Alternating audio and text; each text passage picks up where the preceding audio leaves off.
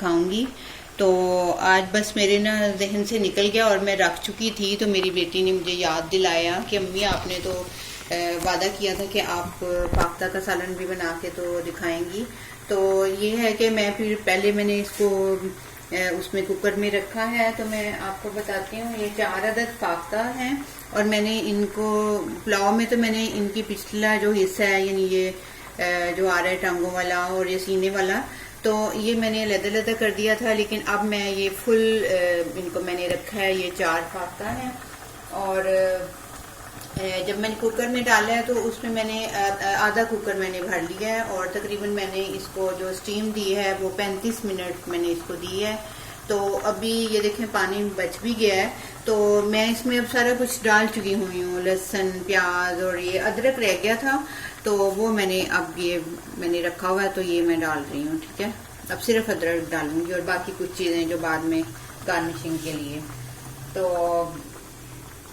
ये है कि इसकी जो क्वांटिटी है वो मैं अपने डिस्क्रिप्शन बॉक्स में मेंशन कर दूंगी, तो आप वहां से देख सकते हैं कि कितना लहसुन, प्याज या जो भी मिर्ची, नमक सब कुछ मैंने जो इसमें डाला है और मसाला जात भी जो डाले हैं। अब मैं कुछ भी नहीं डालूंगी, बस पानी के खुश्क होने का मैं इंतज़ार कर रही हूँ कि ये खुश्क हो जाए तो फिर हम इसमें मैश किया हुआ टमाटर जो है, ये आपको मैंने ये देखें, मैंने आपको बताया था कि मैंने ये हालात की वजह से बहुत सारी चीज़ें, प्याजों को भी मैंने फ्रीज़ किया हुआ है, वो वही वाले डाले हैं, लहसुन भी फ्रीज़ किया हुआ है, ये टमाटर भी फ्रीज़ किए हुए हैं।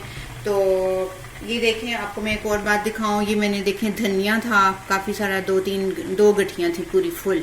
तो ये देखें इसका कलर चेंज नहीं हुआ क्योंकि मैंने इसको अच्छी तरह से धो के साफ करके घास वगैरह जो भी इसके अंदर दूसरी बूटियां थी, जड़ी बूटियां, वो निकाल के तो फिर मैंने इसको पंखे के नीचे मैंने किया और देखें इसका कलर यही है, बिल्कुल ग्रीन है।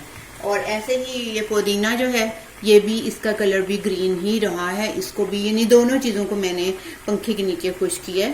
तो ये अब हमारे काम आएंगी इंशाल्लाह।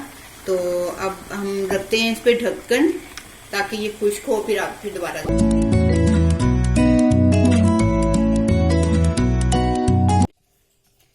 जी, तो अब हम इसका पानी खुश्क हो चुका है, तो अब हम इसमें डाल रही हूँ मैं सबसे पहले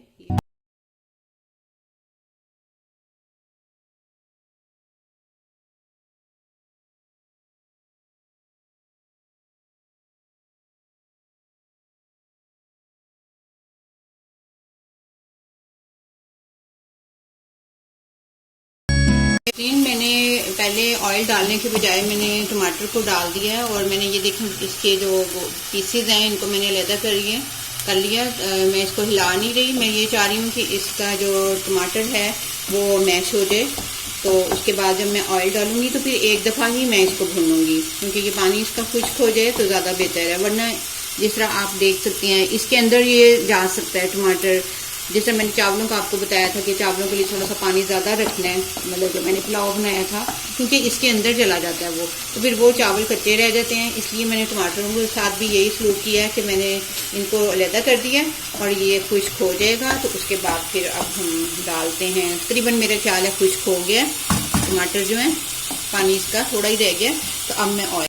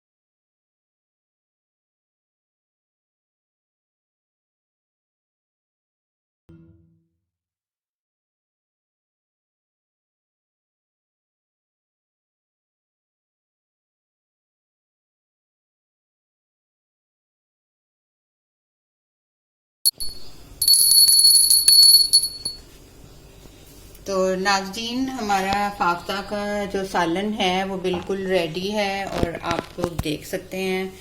तो ये बहुत टेस्टी बना है और अगर आपके घर में भी कोई इस तरह के मतलब गोश्त आता है, तोहफा आता है, या आपके घर में कोई शिकार करने वाला है, शौक है उसको, तो आप लोग भी बनाएं। बल्कि बनाते होंगे, मैं क्या बात कर रही हूँ, आप लोग भी बनाते होंगे। बहरहाल मैं ये कहूँगी कि आप मेरी रेसिपी यूज़ करें और इस तरीके से भी बना के देखें, अपने तरीके से भी बनाएं बेशक। तो ये बहुत अच्छा होता है, बहुत ताकतवर भी है। तो आप मुझे प्यारे प्यारे से कमेंट्स कर सकते हैं और मेरे चैनल को भी सब्सक्राइब कर सकते हैं और लाइक भी कर सकते हैं। तो मैं आपको फिर भी यही दुआ दूंगी कि अल्लाह ताला हमेशा आपको अपनी हिफ्ज़ व अमान में रखे, हमेशा सीधे रास्ते पे रखे, वो रास्ता जो उस अल्लाह ताला को पसंद है, और अल्लाह ताला आपसे राज़ी रहे और हमसे भी राज़ी रहे। तो अब मुझे इजाज़त दें। अस्सलामु अलैकुम वरहमतुल्लाहि वबरकातुहू।